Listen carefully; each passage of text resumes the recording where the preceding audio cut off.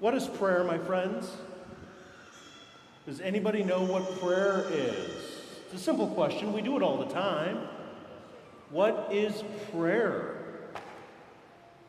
Tommy, got an answer for me? What do you think prayer is?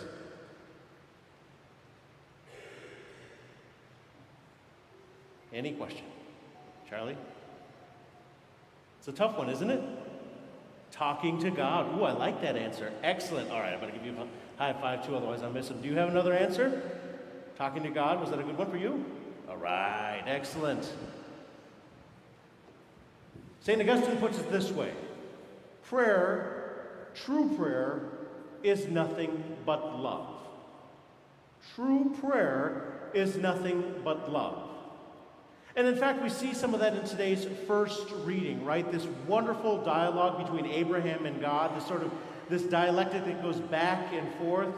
You know, the cities of Sodom and Gomorrah are full of sin and evil, and God is coming down saying, hey, listen, I better check on this. This doesn't seem to be doing so good. And so what does he say? You know what, I'm going to destroy it. I'm going to start over with these cities. And Abraham says, hey, listen, God, what if there are 50 good people?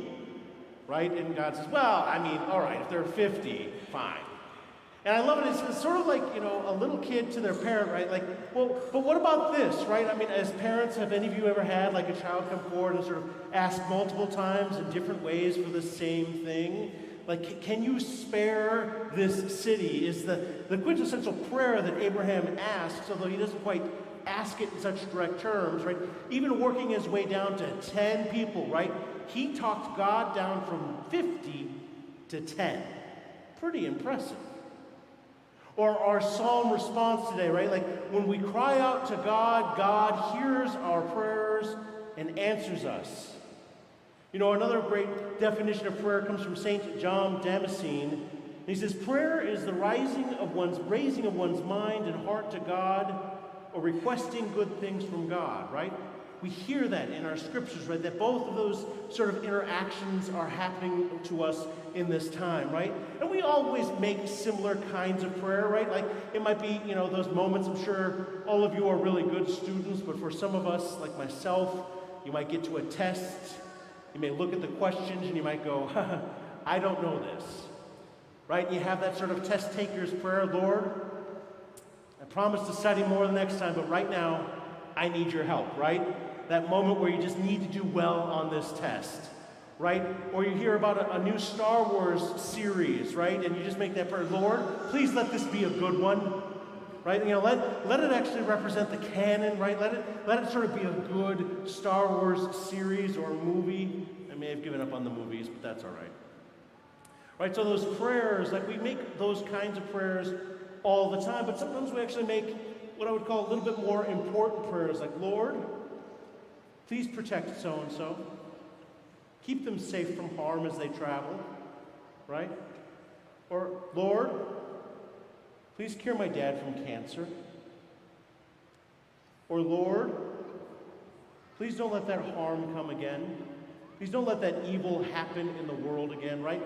Like we make those same kinds of prayers and requests of God, but the truth is, like sometimes it doesn't feel like God answers those prayers.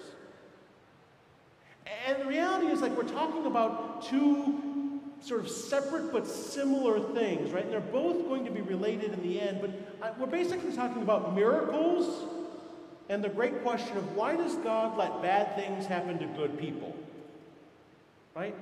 Two really important questions. And the truth is that both of them are shrouded in mystery, right? They're totally mysterious. We don't have an answer. We don't actually know how that works, right? The definition for a miracle, according to the Catechism, is actually sort of like verbose. It's almost as a way of the church trying to like confuse you so you don't actually understand the answer any more than you understand the question, right? And it basically says that miracles are things that sometimes happen in order to give praise to God, unless they're not meant to praise God but somehow show God's glory, unless they're meant to show something else. Like it goes on for a whole paragraph, right? And if I tried to recite it, I would get it wrong, right? And I didn't want to write it all down because my hands started hurting, right? I mean, it's a long answer to a very mysterious thing, right? that this idea of miracles can happen. But we don't know why all the time. We don't know how for sure, right? Like the mystery of how somebody can suddenly be cured, right? Like anytime you hear about somebody being canonized or a new saint, right? You know, what is the requirement for sainthood or being a blessed is that a miracle has been confirmed, right? There's actually a committee of people in Rome who take a look at sort of things that people think are miraculous and sort of analyze them.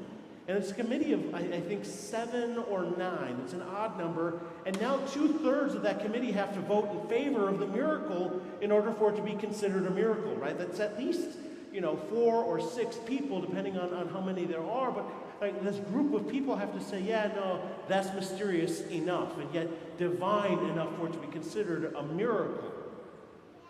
Or on the flip side, that problem of evil, the problem of, bad things happening to good people. And of course we have my favorite, maybe not favorite, but probably the most important book in the Old Testament, the book of Job, spends the entire text working through this problem of, why does a bad thing happen to a good person, right? In Job, we get to read in the first chapter what happens, right? God and the Satan, the adversary, make a bet to say, hey, could Job still be faithful even if bad things happen? But that, to some extent, is an unsatisfying answer. Even the whirlwind, the voice of God that comes at the end of the book, doesn't actually give Job an answer either.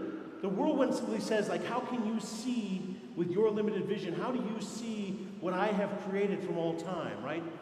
It's mysterious and a little bit unsatisfying. And thus it goes back to what is prayer, right? If prayer is only asking for miracles or for things to happen, then we're really kind of living in a very short-sighted world.